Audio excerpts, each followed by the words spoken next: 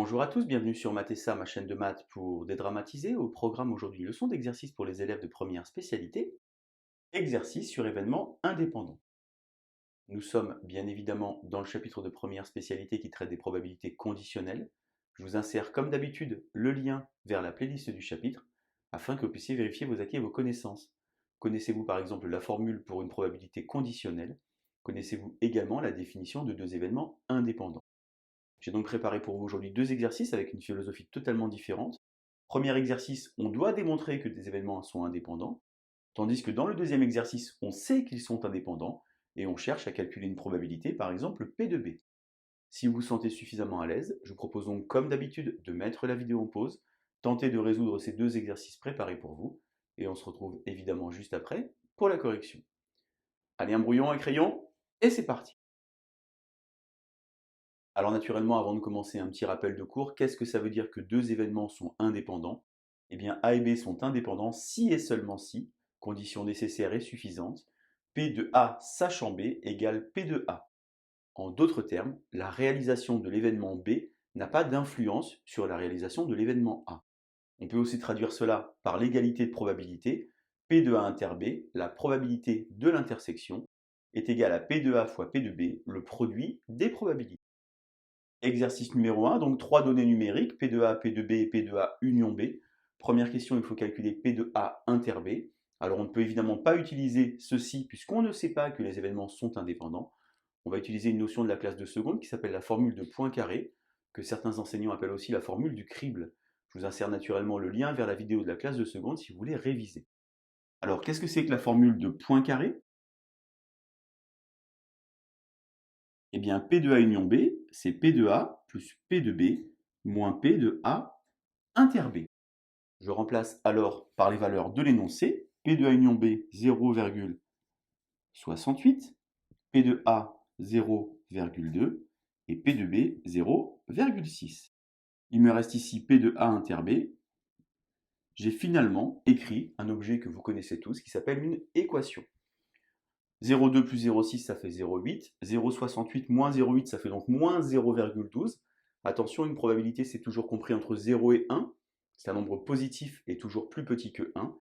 Naturellement, puisqu'il y a un petit moins ici, j'obtiens donc que P de A inter B vaut donc plus 0,12. Deuxième question, les événements A et B sont-ils indépendants?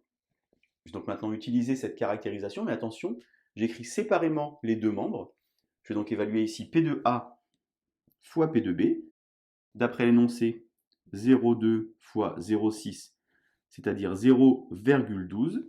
Et puisque à la première question, j'ai trouvé que P de A inter B, ça faisait 0,12, eh bien je peux affirmer donc que P de A fois P de B égale P de A inter B, c'est-à-dire finalement que les événements A et B sont indépendants.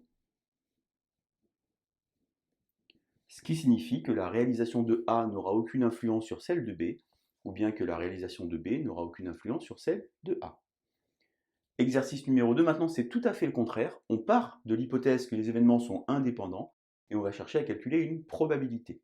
On va donc commencer par extraire les informations de l'énoncé. Alors ici on a P de A bar qui vaut 0,25, le contraire de A. C'est donc que P de A vaut 0,75.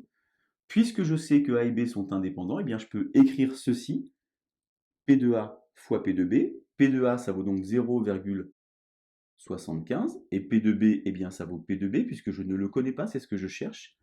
De nouveau, ici, je vais utiliser la formule de Poincaré puisqu'on me donne la réunion. Pour moi, c'est important d'écrire cette phrase à l'aide de la formule de Poincaré. Eh bien donc j'écris P de A union B, toujours écrire la formule avec les lettres. P de A plus P de B moins P de A inter B. Je remplace alors par les valeurs. P de A union B, ça fait donc 0,8. P de A, 0,75.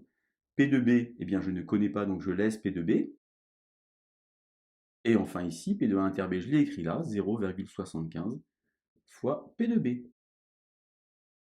J'ai donc finalement écrit ici quelque chose, un objet très important qui s'appelle une équation. On résout alors donc une équation qui est finalement une équation du premier degré. Je vais donc avoir ici 0,8 moins 0,75 égale P de B Je vais factoriser pour que tout le monde comprenne bien. J'ai une fois P de B moins 0,75 ici. Finalement, ici, 0,05 égale ici 0,25 fois P de B. Pour conclure, j'ai donc ici une division. J'ai donc 0,05 divisé par 0,25. C'est pareil que si vous aviez 5 sur 25, c'est-à-dire en d'autres termes 1 cinquième, ou bien P de B égale 0,2. Voilà donc l'exercice sur événements indépendants. Vous avez compris deux philosophies totalement différentes. Je veux montrer que des événements sont indépendants, ou bien je sais qu'ils le sont. Je vous laisse vous entraîner, et je vous dis à bientôt sur Mathessa. Bonne journée.